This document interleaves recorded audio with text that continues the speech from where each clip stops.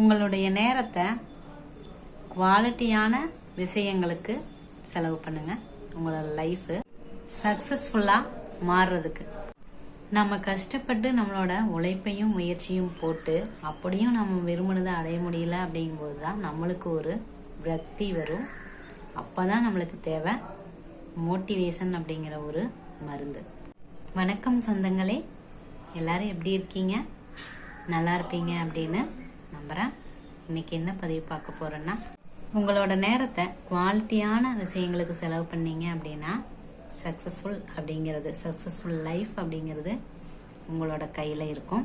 அதுக்காகத்தான் இன்னைக்கு நான் ஏன் இதை பற்றி பேசுகிறேன் அப்படின்னா, நம்ம ஆசைப்படுற எல்லாத்தையுமே அந்த ஆசையினால் அடைஞ்சிட முடியாதுங்க. உழைப்புனாலையும் முயற்சியினாலையும் தான் அடைய முடியும். அப்படி நம்மளோட உழைப்பையும் முயற்சியையும் தோற்று போகும்போது தான் நம்மளுக்கு ஒரு வாழ்க்கையில் ஒரு விரக்தி வரும். அப்படி வரும்போது தாங்க நம்மளுக்கு தேவைப்படுறது மோட்டிவேஷன் அப்படிங்கிற ஒரு மருந்து. அதுக்காகத்தான் இந்த பதிவு. புரிகிற மாதிரி சொல்லணும் அப்படின்னா, வெற்றியை வெறித்தனமாக காதலிக்கிறவங்க தான் வெற்றியை கைப்பிடிக்கிறாங்க அப்படின்னு சொல்லலாம். மிகச்சிறந்த சயின்டிஸ்டான தாமஸ் ஆல்வா எடிசன் குண்டு பல்பை கண்டுபிடிக்கிறது தாங்க ரொம்ப கஷ்டப்பட்டார்.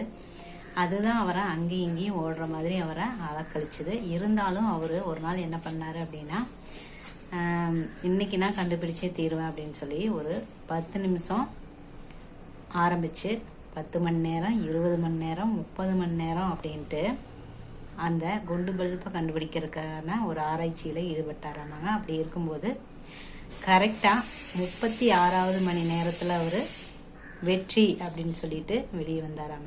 முடிஞ்சளவு காலையில் நேரமே எந்திரிச்சிங்க அப்படின்னாவே உங்களோட டைம் நிறைய சேவ் ஆகுதுங்க. இதை நான் அனுபவபூர்வமாக இப்போ கொஞ்ச நாளாக அனுபவிச்சுட்டு வரேன். அதைத்தான் நான் உங்ககிட்ட சொல்கிறேன். இது வரைக்கும் நான் அனுபவிக்காத சில விஷயங்கள்ல எல்லாம் நேரமே எந்திரிக்கிறதுனால சோம்பேறித்தனமும் போயிடுச்சு அப்படின்னு சொல்லலாம். அந்த மாதிரி அப்புறம் எனக்கு தேவையான நேரம், மற்றவங்களுக்கு கொடுக்க வேண்டிய நேரம், சமையல், இந்த மாதிரி குழந்தைகளுக்கு கொடுக்க வேண்டிய நேரம் எல்லாமே, அதாவது ஸ்லோ மார்னிங் அப்படின்னு கூட சொல்லலாங்க. மார்னிங் அப்படிங்கிறது எவ்வளோ ஒரு அறிபறியாக இருக்கும், ஆனால் இப்படி கூட ஒரு நிதானமாக இருக்குமா அப்படிங்கிறது இப்போ கொஞ்ச நாளாக நான் அனுபவிச்சுட்டு வரேங்க.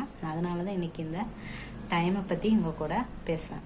ஓகே ஃப்ரெண்ட்ஸ், உங்களோட டைமை குவாலிட்டியானதாக மாற்றி உங்களோட லைஃப்பையும் குவாலிட்டியானதாக மாற்றிக்குங்க. இந்த பதிவு உங்களுக்கு யூஸ்ஃபுல்லாக இருந்துச்சு அப்படின்னா ஒரு லைக் பண்ணுங்கள், கமெண்ட் பண்ணுங்கள். யாருக்காவது தேவைப்படும் அப்படின்னு நினச்சிங்கன்னா ஷேர் பண்ணுங்கள். தேங்க்யூ.